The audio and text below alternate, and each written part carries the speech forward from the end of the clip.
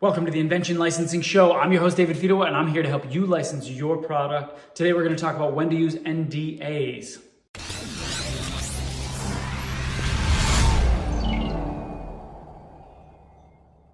So to jump right into it, when to use NDAs, this is something that you need to speak to your attorney about, get legal advice on, because everything is so circumstantial on products, on categories, on innovations.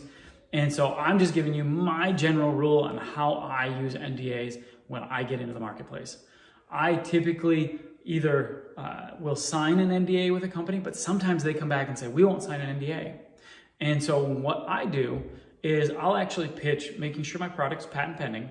And then once I pitch to them and they say, this is interesting, that's the time I usually get an NDA signed. And you can usually get a strong NDA signed at that point.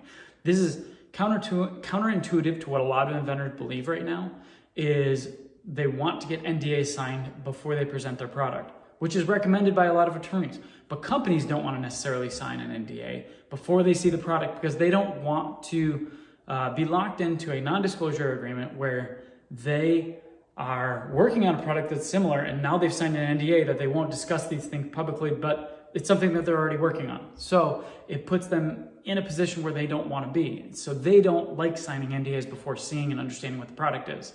So what I found is a lot of companies will sign a very strong NDA once they've seen your marketing material and they want to discuss more. They want to discuss the patent. They want to discuss the costing, how to bring it to market. That's when I usually get a very strong NDA signed, and they are very excited or willing to work with you on signing that type of NDA. So I will actually pitch my product with patent pending status. They will express interest and I'll say, all right, I'd love to move forward, but let's get an NDA signed before we start sharing personal business details. And they're like, yep, of course, we know what the product is. We know we're not overlapping with anything else. We're good to go.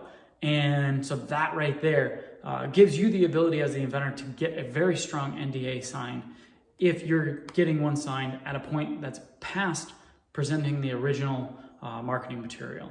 And I know that doesn't necessarily work in every situation. Like in software, you want to get an NDA signed on the front end, a very strong NDA. There are other categories where you want to do NDA first. But a lot of times when you're looking at consumer products, physical consumer products, then a lot of the times companies won't sign an NDA until they've seen the product. Once they've seen the product, then they'll sign much stronger NDAs. So that's my strategy on what I do to get an NDA signed with a company that won't necessarily sign one right off the bat.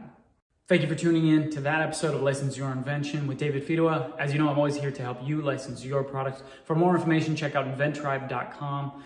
And for the next episode, it will be a mini series on breaking down the must-haves in licensing contracts.